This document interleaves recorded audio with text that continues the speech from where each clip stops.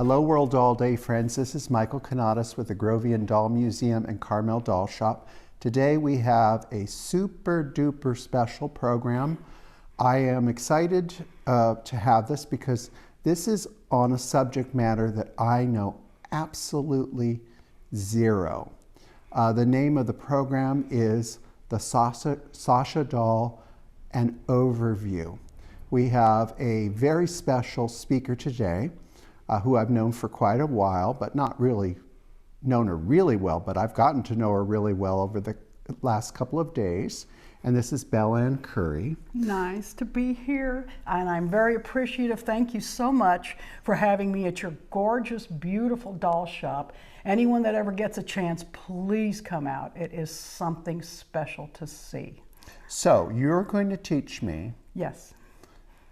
about Sasha dolls. Yes, I am. I'm going to do a basic overview, and I think the first thing I want to do is I want to offer a huge thank you to the women who wrote these wonderful books. There are several different books and things out about Sasha dolls, but these ladies wrote 3 volumes of the most incredible history, information, serial identification, and clothing that you could ever find. Unfortunately, they are not on the retail market anymore, but they can be found at various sites and places. And this one is the starter book, which I brought, which is absolutely unparalleled with the detail and the information. So thank you, Ann Vota, Ann Louise Chandler, and posthumously Susanna E. Lewis. So thank you very much, ladies. So I need those in our library here. There is no question. No question. This one is an easier book to find, and it answers so many questions. The book on serial identification is also more readily available. The book on clothing and costuming by these dolls is a little harder to find because it was so in demand. There's a lot of home sewers that love these dolls, and also the clothing fits other BJD sized dolls. Okay. So, and at the back of that book has myriad patterns. So if you're looking for the book on the pattern, the Sasha clothing, make sure it has that pattern book in the back. Okay, so where are we going to begin? We're going to begin at the very beginning with the history. Who was Sasha Morgenthaler? And I could go into so much more detail, but like I say, this is a quick overview. So people, to whet your appetites, and next time you see a Sasha, say, hey, I know a little bit about these dolls. And the first thing I'm going to say is no, they are not all alike. So we will start with Sasha Morgenthaler, a history, and I'm going to let you, because I want to make sure I get this information correct. Mary Magdalena Alexandra von Sinner was born in Bern, Switzerland in 1893. Her mother was Jewish. Her father was from Bernese aristocracy, or better known as Swiss nobility. Sasha, which quickly became her nickname, grew up in a privileged household. There was music, there was art, there was drawing, there was political discourse, there was all kinds of wonderful things to help this woman grow and become who she became in adulthood. So she went to special schools, she went to art schools, she married an artist named Ernst Morgenthaler. She had, I believe, 3 children. And when she married her husband, although she herself was a very well-known artist, she was also a student of Paul Klee. She decided one artist in the household is enough, and it's going to be my husband. So she began the process of raising her children, but in so doing, she began to sculpt little animals, and she would draw, and she would tell them stories. And then things became difficult, and the war broke out. And as any historians know, Switzerland was a neutral country. So it was used as a sort of a conduit from the German side, from the Allied side, shipping things in through the country, shipping gold into the country. And Sasha was always a hands-on woman. She began creating mannequins for the grocery store. She began teaching women midwifery when her children were a little older. And she began making even a doll, a special doll, that you would use in the midwifery school to teach them how to hold an infant, and to teach them how to take the temperature, and to teach them all of the things necessary to help women that were having their children. So she was helping out with the Red Cross, which I believe was started in Switzerland, I was told recently, and was offering food to people that were coming through on the trains. And one day, she looks up and she sees children on a train fleeing from Russia. Flüchtlingsschlief Kinder. Please excuse my bad German, which in German means refugee children or fleeing children. And who were these children? These children were put on these trains by desperate parents. You have to excuse me because it gets very personal here, and I want to thank Anne Vota because she included this in the history of the doll, where sometimes when you go online, you do not see this information because it's not terribly palatable. So she sees these children, and she remembered the timidity and the sweetness and the gentle hope, as she put it, of their faces. And it was after the war that she began creating the Sasha doll, the Studio Sasha doll, in this image, in the image of these fleeing children who were desperately put on these trains to flee from the Nazis, the parents tried to save their lives. So we want to start, I got extremely lucky in finding a studio doll. Sasha Morgenthaler began with the studio attached to her home, creating these dolls. She started with gypsum, and it was not at first successful. I think it was when at first you don't succeed, you try again, and she did so. So she started off with the gypsum, it broke. She started with rubber, it didn't work. And then she got together and created a gypsum that had other ingredients and things in it to stabilize it. And it was said the head of Migros department store, which is like the Macy's of Switzerland, he took one of the dolls, the studio dolls, and he banged it on the table. And if it survived the banging, well then you were going to be good to go, and she could put the dolls in her store. So she made 200 to 300 dolls a year, starting, sometimes it's hard to pinpoint the exact date, in the late 1940s to the 1950s. This particular doll is a C3 with a cloth body, so we can see under here. Can you pull her out so we can? Oh yeah, let's do that. Pull her out of the display. We're going to pull her out of the display. So she has, which was unique to Sasha, she believed in the asymmetrical face of the human form and of the children. So maybe one arm's a little bit longer than the other. And you can also see, even in this cloth example, the rotation of the arms. Now, and BellAnne, what is at this point, what is the head made of? This head, she went to a various shop and found someone because she loved it. This is actually, believe it or not, a vinyl / plastic composition type of a head.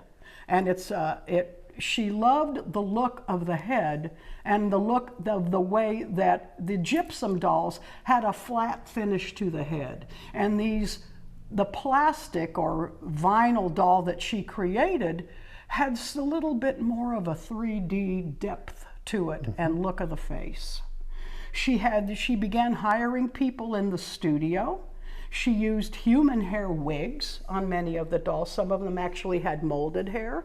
She hand painted the face on these dolls. And I'm also told that... Was she the painter? Yes, she was. Okay. And that's the really cool thing, is that this is a handmade, homemade artifact, studio-made doll. And each doll was different. Each outfit sometimes. She loved the sort of a bucolic look of these dolls, and they had very soft, simple clothing. Handmade leather shoes, which the quality of this is really, really incredible. I was told that that was the last feature that she would do, is when the doll was done, she would hold the doll and then paint the face. Create who this doll or what this doll was going to be. And it's cool. So it was all together when she painted the face? It was all together. Okay, that's kind of unusual. That is unusual, that she would, that was the last thing she wanted to see, is who was this doll going to be? And it had a natural face. And the face, you know, I used to ask, I'd see these dolls in the store or see these dolls somewhere, and I always said, why are these dolls so sad? But she wanted the children to put themselves into the personality of the doll and create, if the doll were happy, if the doll was sad. She believed a child should only have one good doll that would grow with the child. So that is... That's very Victorian, actually. Yes. So if she was born in 1896. Yes. There you go. So I have one question before you put it back. Of course. So now, is the doll soft? I haven't. Well, is it soft and cuddly? She actually is not what I would consider, it is a soft body. This one has sort of a mesh tricot type body all throughout. This doll does not happen to be marked, but you know exactly what it is. Thank you very much from the history books. She also, oops, let's see here, it's a little upside down. She is tagged. Okay. And we could identify several different outfits. Another thing Sasha liked to do is she'd wander around either at sales or boot sales, or she would wander around in her house and she'd say, well, here's an old tablecloth I'm not using. Here are some old napkins, and I think this would be lovely for an outfit. Are you sure you didn't get that mixed up with The Sound of Music? Do a dear, a female dear. So here we go. So here she is, and this one is especially, she also, it was cool. See, like we've got a few paint spots here? She did that on purpose, because sometimes if there was a little drop of paint or a little problem, something, she says, children have scars, children have freckles, children have, you know, it's not a perfect doll. It was said that when she was a little girl, her parents would give her a doll and she would try to scrub off the smiles. So even then, Sasha was developing as this marvelous doll artist.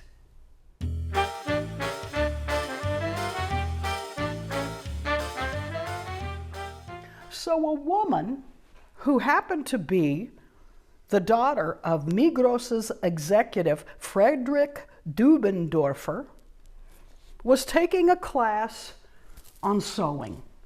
You could use either a Kathy Kruse doll, which in my estimation are nothing like the Studio Sasha dolls, or you could use the Sasha doll herself. This woman chose the Sasha doll, and she took a class. She came home to her father, who examined this doll and said, this is something. This is something I want a part of. He called Sasha Morgenthaler into his office, and he says, I know some people in Rodnertal, am I pronouncing that right?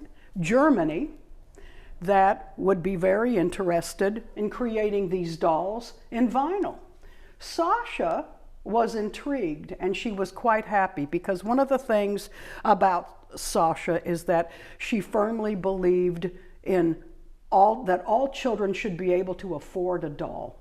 That the studio dolls were very expensive, and she also made only $200 to $300 a year. So she said, wouldn't it be really neat to have this and get the dolls out in people's hands and in everybody's hands. So she went and spoke to, let's see here, we're going to have an outcut. She spoke to Franz Gotz, and they struck a deal. He would manufacture the dolls in Germany and to her specifications, and they would sell them. So she began, this is kind of what I tell you, what you had is you had an artist who was meeting with somebody post-war, post-World War II, who simply wanted to make a profit.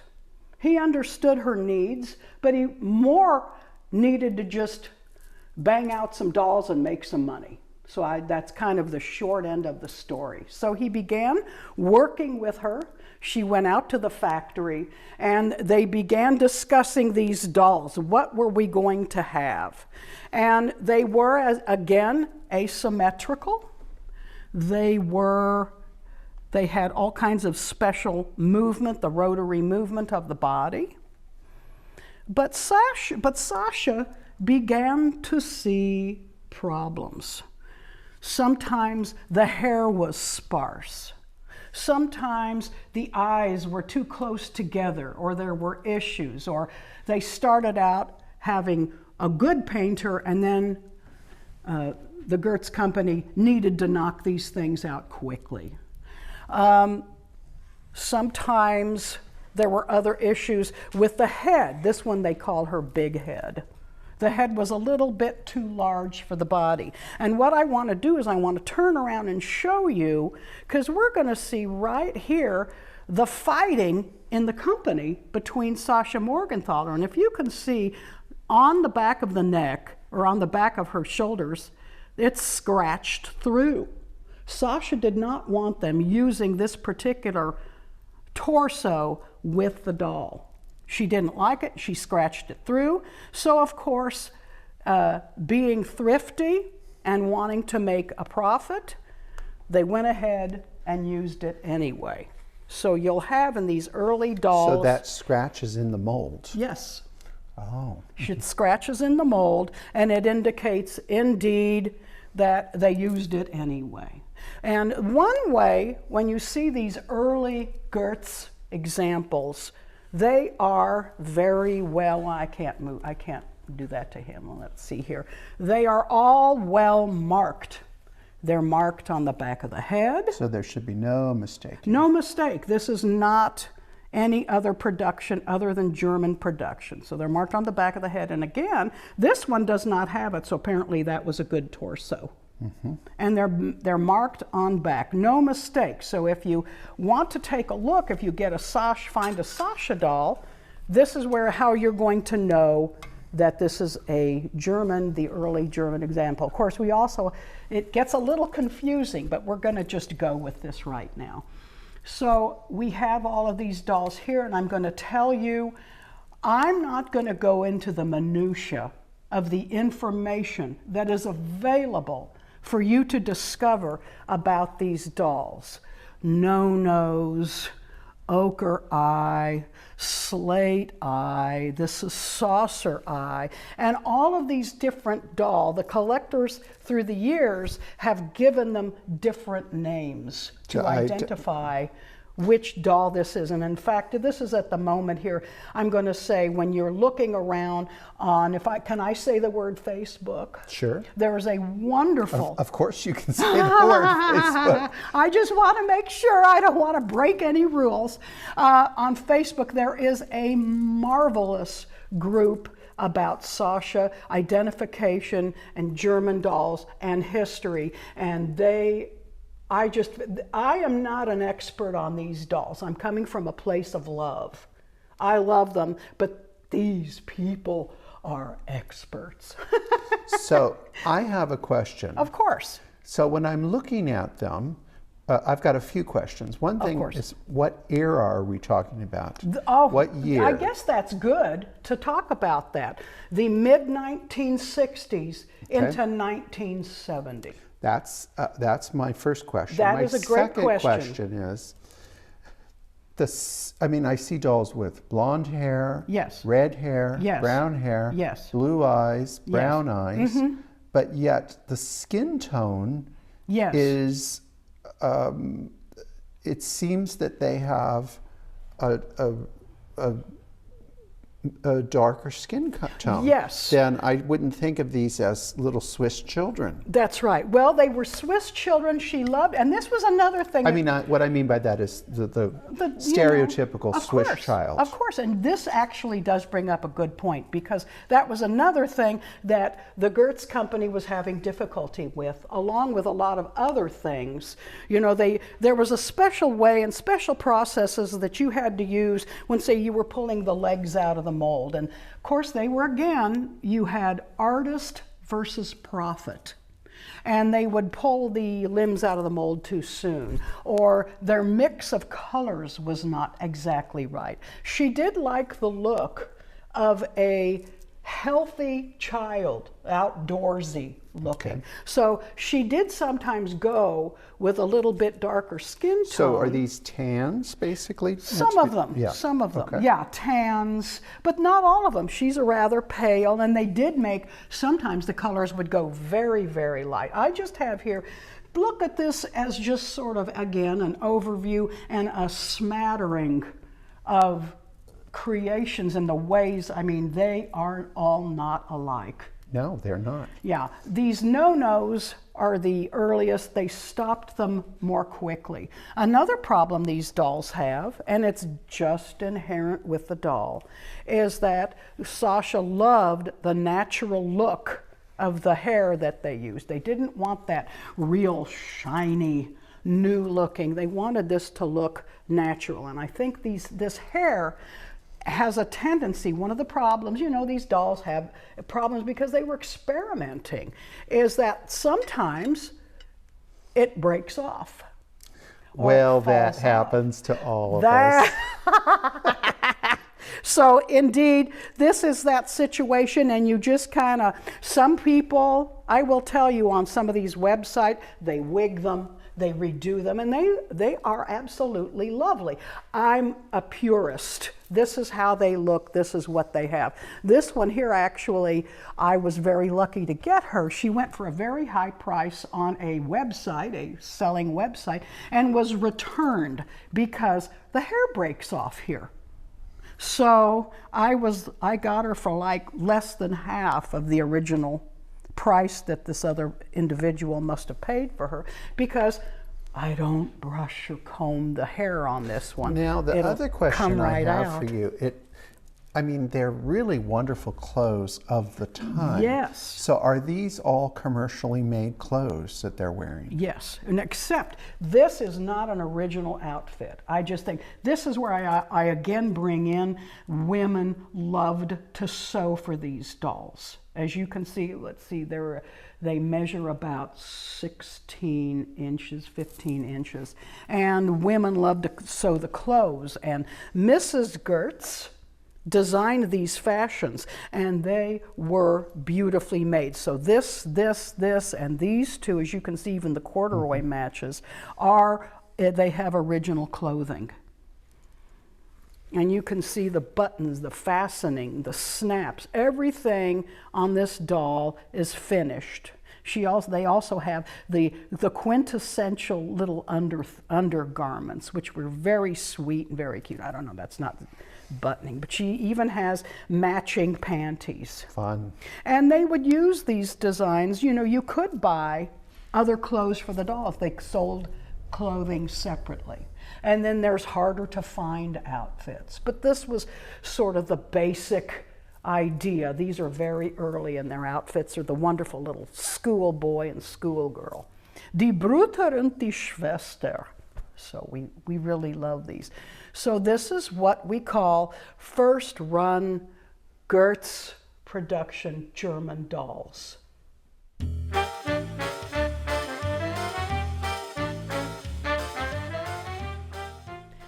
I'd now like to talk to you about the English Sasha and the change that occurred. This is where things get a little bit confusing, because during the production of the German company, Sasha was approached by Sarah and John Doggart, who came from England.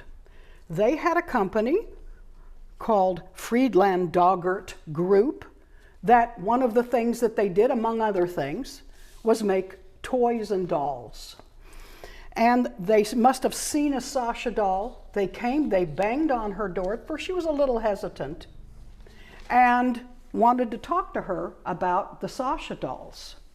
And she got very friendly with them.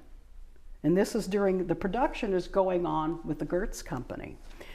And they came to her door and they began discussing things, and they said to her, which was I think the magic handshake, was that we are going to follow your specs exactly. You are not going to have problems with us. Whatever it takes to make this doll correctly, we are going to do. So she contacted the Gertz Company, and of course they were not happy about the idea of another production, but I think things we have to all understand, it's how it's worded in the contract. So what happened is that, I'm going to make a long story very short, Sasha simply allowed the Gertz contract to expire. She then began working with this company, and they began making these dolls in Trendon, England. And we start here. It's again the story of the skin color and the doll. This one is called Little Eye or Small Eye because he has a smaller eye. What we love about him is you can kind of know just about his era because of that cool haircut. Mm-hmm. Looks like a young beetle. Mm-hmm. Looks like one. So this is mid-60s? Yes, we're going into the mid-60s. And it's hard to pinpoint exactly. Now, some people, one of the things I'm going to tell you, and I don't, as an aficionado and not an expert, you can pull out the arm a little bit and you can see the color of the stringing material that went into the doll, and a lot of people can ID these dolls with that method. ID the year that it was made. This one has a gold tag that indicates he's earlier, because that originally the doll would have a gold tag, and the doll would come to you in a tube, the Sasha doll tube. So this would have been the type of tube that he had. And they were more consistent in creating these dolls. Yes, in England. So the Gertz Company sold off the remaining stock because they were very thrifty, and the English company took it up. Is it just me, or are these just slightly smaller too? They should be about the same size. Maybe However, it's the amount, the stands. Yeah, some of the stands. Okay. See if we, and it's good. Comparison is good. It's one of the ways that we all learn. See, I just think he's a little bit shorter, isn't he? Yeah, they may be just a smidge. But that's also pulling the legs out of the mold and the differences. But they were. And this one here, as you can see, another problem they had is sometimes you have to be careful when you purchase one. She has a little bit of a cave because of the torso issues that they had. That's the German version. Correct. Yeah. So we're going to move her over here so that there's no Don't question. confuse me. I'm not going to. Here, let's put this. This is our little divider area. Because this could end up being a 3-hour dissertation on all these dolls, but I just want to whet your appetite, get you interested, and say, hey, I know a little bit and a little something about these dolls. Now, the one thing I'm, because we have in the Grovian, we do not have enough diversity. Yes. And I see a beautiful black child here. Oh, yes. Oh, yes. So was this a big part of their... Yes. One thing about Sasha Morgenthaler and these dolls, and this is where it really rings true to this day. Sasha wanted to teach humanitarian concern. She traveled the world. She traveled to Africa. She traveled to different parts of Asia, and it influenced her and what she was making. So in 1970, she made Cora and Caleb. And they were really what one would see in a true African child. They had very dark tone to their skin. They still had the basic little face. Some people would disagree and say, well, she doesn't have African features. But it was just supposed to be the hint of the personality of the doll. Now, BellAnne, I have a question for you. Sure. When these were new, what would these retail for? Well, originally, that's an excellent question. They may have been anywhere from $10, $15, $20. So that was a lot of money. Yes, that it was. A They were high-end... never what one would call like going and buying a Barbie at the store. So they're the same price point as like a good Madame Alexander. Yeah, they were a little bit, they started out a little bit higher price point. Also, Creative Playthings picked up and began selling these dolls in the United States, and you are therefore going to see a lot more of the English Sashas in the US than the Germans, and that sometimes these can be a little pricier. Now, another question I have for this blonde, is that the original lip color? Yes, it is. Okay. If you sometimes, I don't know what it was the colors that were used. It was not supposed to be this white, but a lot of times even in Barbies, they will have, the lips will have gone white when they should have been a light pink. So sometimes the paint was not real stable. Because our this girl, her lips are beautiful. Aren't they? And his are a little still have a nice pink to them. Yes. But this one really kind of lightened up. And these eyes, another thing you can discuss for hours is eyes. Hand painting of the eyes. So they were not, they didn't use a stencil. They not at first. Okay. Not at first. Also, this doll has what I call the quintessential Sasha dress. Now, did Sasha herself design these? Yes, originally. What they did is they took a lot of these costumes off of the studio dolls. Okay. And they imitated, because still, as you can see, she wanted the costuming on these dolls, especially, I'm going to go these three. Plain, simple, just a lovely outfit that the doll could wear. You know, very nice, and everything was high quality. Shoes. Beautiful leather shoes or beautiful leather sandals that these dolls would possess. Now, I have also noticed, I think that the English version of the Sasha has better quality hair as far as how it's placed in the head. Do you agree with that? Or? I do agree with that. And again, when you read the doll, the second series that talks about the Syrian manufacturer, there are more desirable hairstyles and some that are a little more common. And even with the English Sashas, some of them would have a little... I think his is great. Isn't he great? Isn't he great? I love that. He very much looks like George. I wore that too. Yeah, that was the thing. But the hair was a little more consistent. In fact, the latest edition of Sasha, of the study group on Facebook, they were talking about hairline, you know, and when you look at the difference between this hair, and if we went back to the Germans, she looks like she has male pattern baldness or something. She's a little Rogaine. Needs a little, the Rogaine needs to be coming out. Yeah. So then we're going to get into Oh, you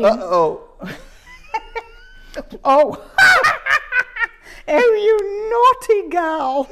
All right, let's pull these up. We don't want to show everybody. Oh, nasty She lost her knickers. Yeah, the old elastic. Tell me when you're ready. I'm ready. Oh, you're ready. We haven't stopped filming. Oh my God, this is live, people. This is live. So we get into later production toward the end of the English production. When you say later, what year are we talking about? Mid-'80s. Okay. And they start making, of course, like any company does. Let's see. Come on, honey. Let me see your eyes.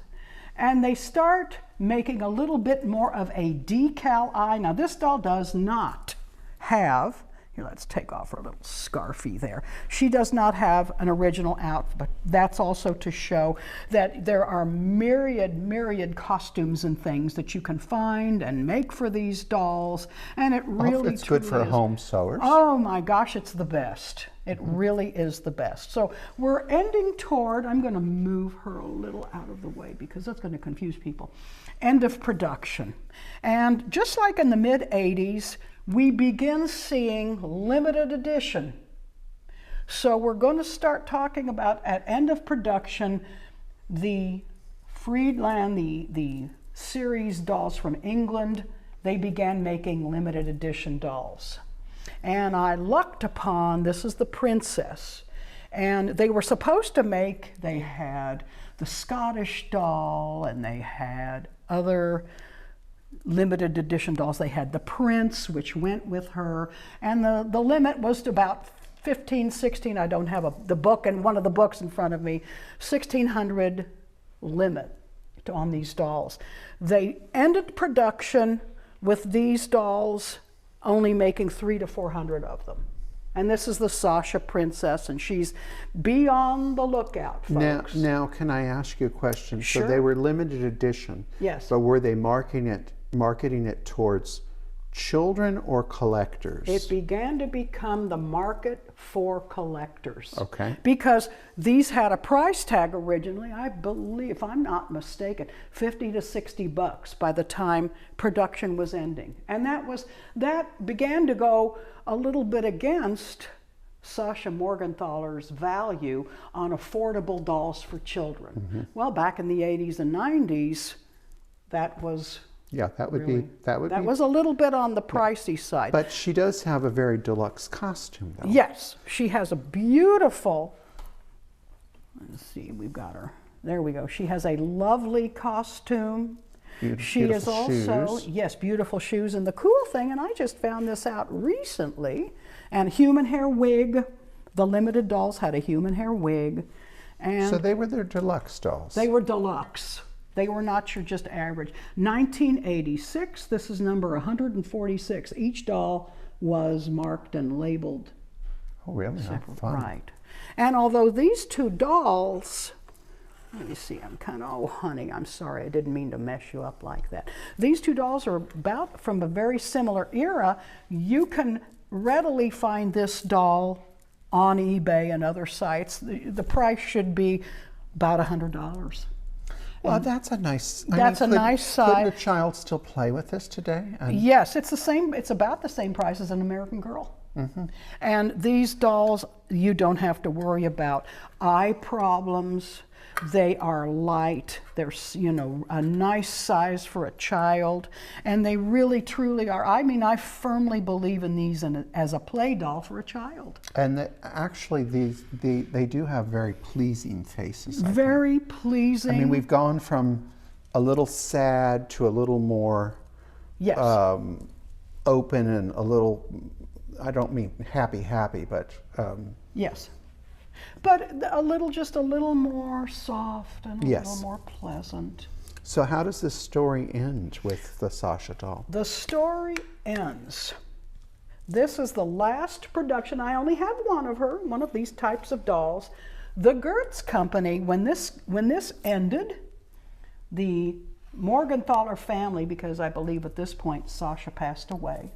I don't have that information can be found in the book, and I don't have it at the top of my head memorized. They began again for a few years making Gertz Sasha dolls again, clearly marked, made in Germany. This particular doll, there's a wonderful catalog, which I love, all kinds of great information in a variety. A little booklet with different outfits. A little booklet. And so now this company too, because we are in the 1980s into the 1990s, we are in the limited edition doll era, when that was really what was selling and what was driving the market, especially for collectors. I mean, limited edition was a golden word for many years. And this particular doll was not in as much limited. I think her name is Sophia, if I'm not mistaken. And she was actually made as a play doll. And I love her little clogs. Oh, aren't those great? I love her little But, clogs too. She's all BellAnne, original. I've noticed something here, though. This Gertz doll actually looks more like the English version Yes. than her former German self. Yes. Is that true? At this time? Absolutely. I mean, Gertz grew up. You know, they had been in business now post-war. We're talking, what, a 20-year span and difference. And they were making all kinds of other wonderful limited edition artist dolls. They knew at this point exactly what they were doing, because they had many companies that went with them with these limited dolls, and they became a real high quality company out of Germany. But after a few years, the Morgenthaler family they ended it. And we always wonder, I don't know, I speculate saying maybe it was financial, but it all ended. So we've really got from the late 40s, yes, into the year 2000. Okay. It goes about that. That's a good run. That was a really good run on these dolls. Right. Well, BellAnne, thank you so much for sharing all of this with us, and I've learned so much, and I think we'll be hearing from you again. Oh my goodness. Well, I would be honored, because what is doll collecting about? It's about sharing and learning. And with you, fun. Well, let's hope so. Hope nobody fell asleep, guys. All right. Bye-bye. Bye. Thank you. Remember to like, subscribe, and hit that notification button.